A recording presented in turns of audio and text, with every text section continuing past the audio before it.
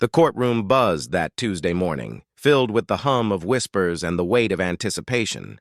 From across the aisle, I could practically feel Karen Whitfield's smug confidence radiating like cheap perfume.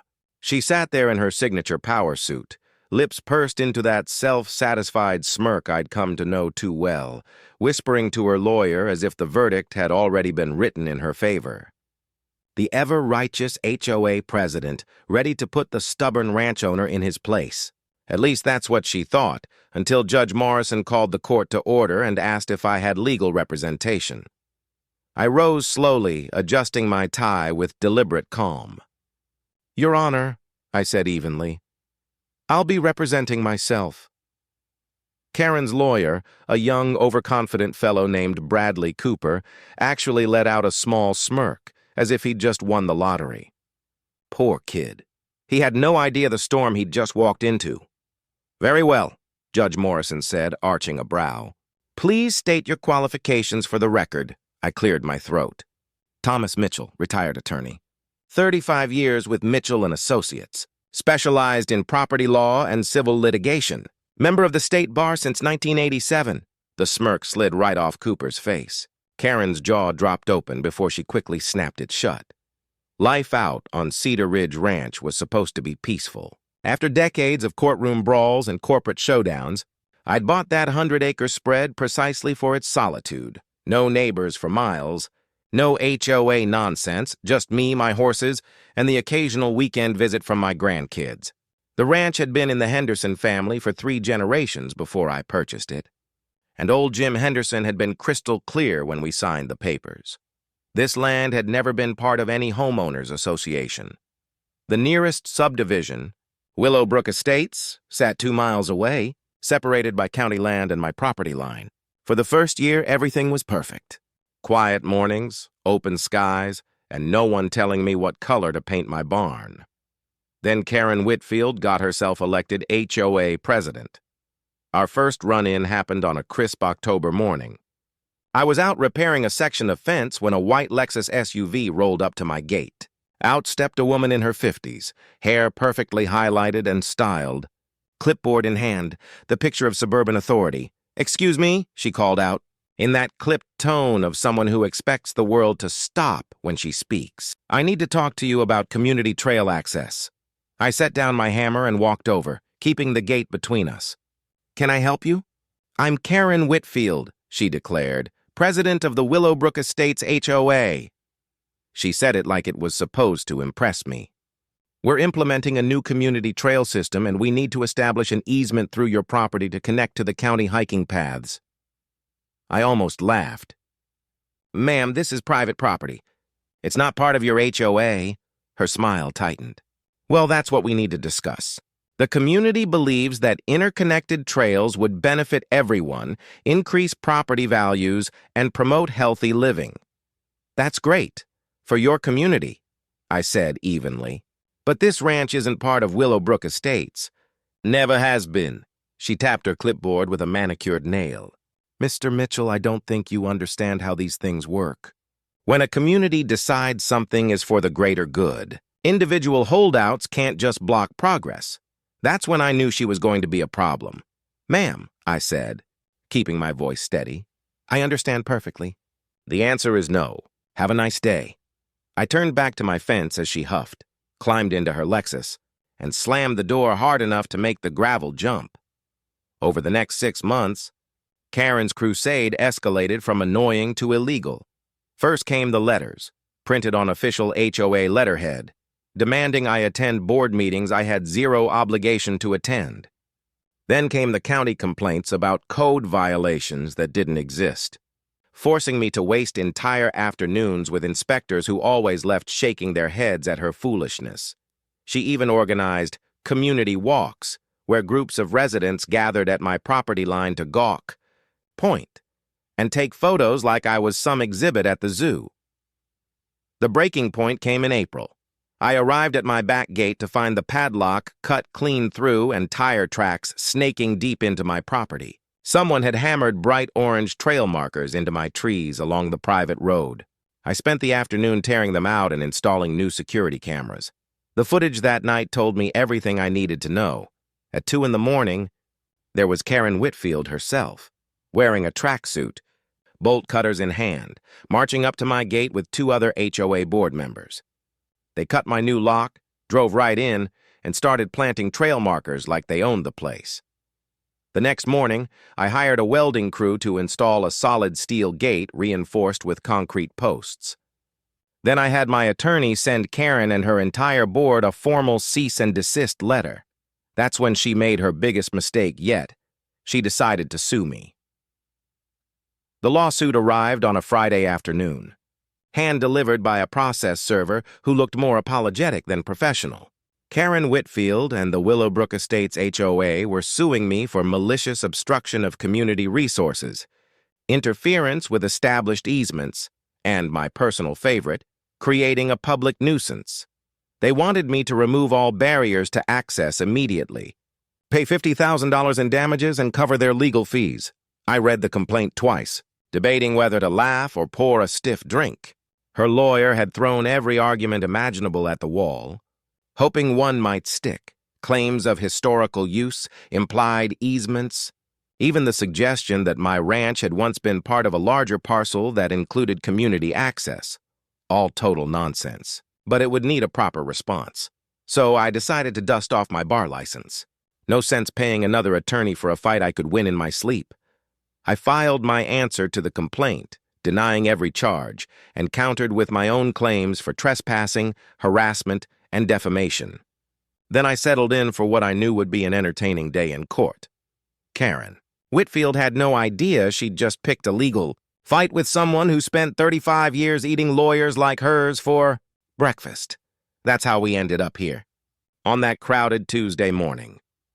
Karen strutted into court flanked by her entourage, her attorney, 2 HOA board members, and someone scribbling furiously for the neighborhood newsletter. She even wore her little HOA president lapel pin, as if it carried legal authority. Judge Morrison, a no-nonsense woman in her 60s, whom I'd appeared before countless times in my career, took her seat, and I couldn't help but smile. She didn't recognize me right away. 5 years had passed since my retirement, but when I stated my credentials, I saw the flicker of realization cross Judge Morrison's face. "Mr. Mitchell," she said with a faint nod. "Welcome back to my courtroom." Karen's lawyer, young Bradley Cooper, jumped to his feet for the opening statement. The kid had enthusiasm, I'll give him that, but his words were all show and no foundation. He waved his hands dramatically, pacing like he was auditioning for a courtroom drama, spinning a tale of an antisocial recluse, me, selfishly blocking innocent families from enjoying nature. According to him, the trails had existed for decades. My property was holding the entire community hostage, and Karen Whitfield was a selfless leader just trying to serve the people. When my turn came, I didn't bother with theatrics. I spoke plainly. "Your Honor, I have here the original deed to my property from 1952, the official survey from my purchase in 2021, and sworn affidavits from the previous 3 owners, covering more than 60 years of ownership. At no time has any easement ever existed on this land. At no time has it been part of any HOA. And at no time has there been public access of any kind." I placed each document carefully on the table, one by one as Cooper's confident smile faltered.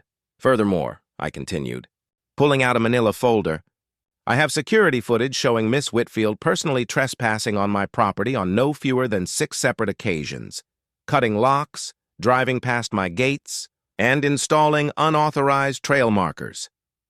I handed the judge several printed stills. I also have 17 harassing letters sent by Miss Whitfield, records of 9 false complaints to various county departments, and documentation of a coordinated smear campaign to damage my reputation within the community. Judge Morrison's eyebrows rose as she looked through the photos. "Miss Whitfield," she said, holding up one of the stills, "is this you in these photographs?" Karen's face turned from smug to pink to an alarming shade of purple. "That's taken out of context," she sputtered. "The community needed those trails.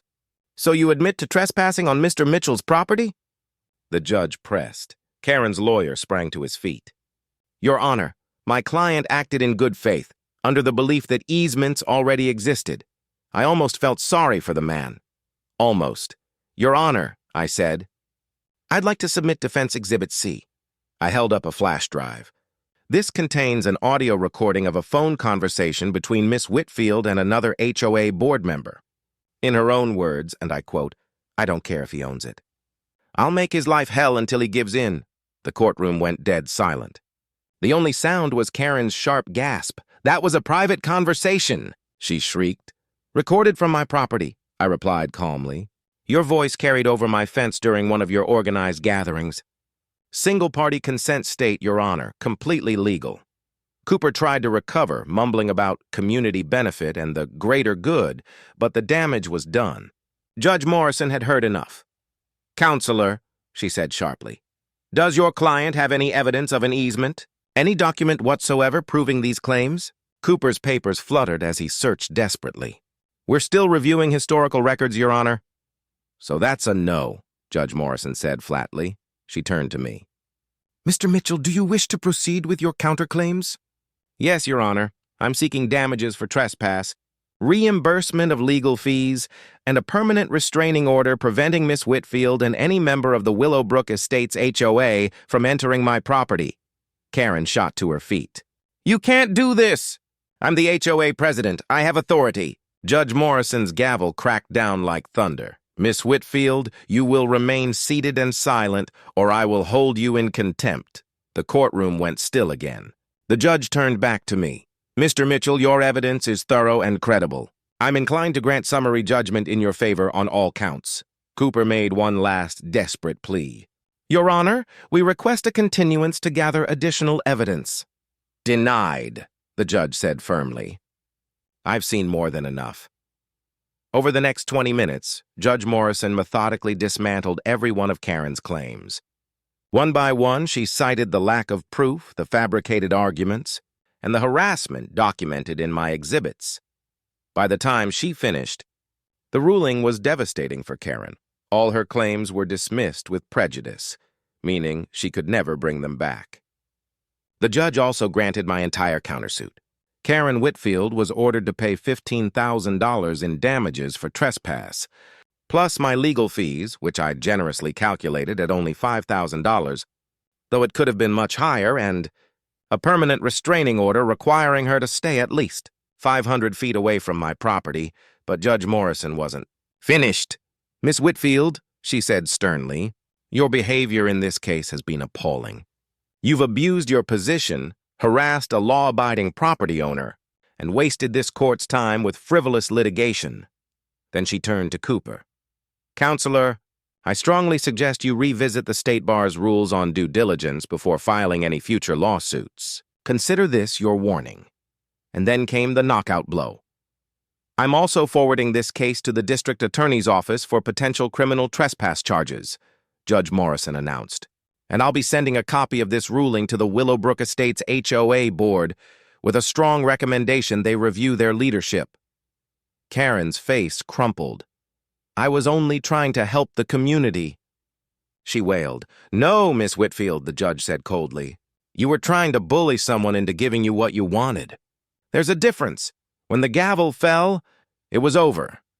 As we left the courtroom, Karen was instantly surrounded by angry HOA board members who'd been watching from the gallery. I caught snippets of furious whispers, talks of emergency meetings, resignations, and votes of no confidence. Cooper slunk away without so much as a glance in her direction. 3 days later, a certified letter arrived in my mailbox. The Willowbrook Estates HOA had voted unanimously to remove Karen Whitfield from her position and permanently ban her from holding any leadership role within their organization. The district attorney moved forward with the trespassing case. 2 months later, Karen pleaded guilty to misdemeanor trespass, earning herself 12 months probation and 500 hours of community service, specifically barred from any HOA involvement. But the best part came 6 months after. That, the state law school invited me to be the keynote speaker for their continuing education series on property law and civil litigation. My topic? When Karen's Attack, a case study in HOA overreach. I used our entire case as the centerpiece, complete with security footage and official court transcripts. The lecture went viral across legal education. Websites, Karen's legacy, wasn't the connected trail system she'd dreamed of. It was as a cautionary tale taught to every new law student about the perils of abusing authority and underestimating your opponent. Word eventually reached me that she'd sold her Willowbrook Estates home at a heavy loss and moved out of state. The new HOA board sent me a formal apology letter and, amusingly, a fruit basket. As for the $20,000 in damages and fees she paid me, I donated every penny to a legal aid foundation that helps homeowners fight abusive HOAs. They named their new conference room the Whitfield Warning Room. The irony wasn't lost on anyone. Last I heard, Karen was working as a receptionist at a small real estate office 3 states away. Her dreams of HOA power buried beneath the weight of a restraining order, a criminal record, and the kind of legal defeat that echoes forever.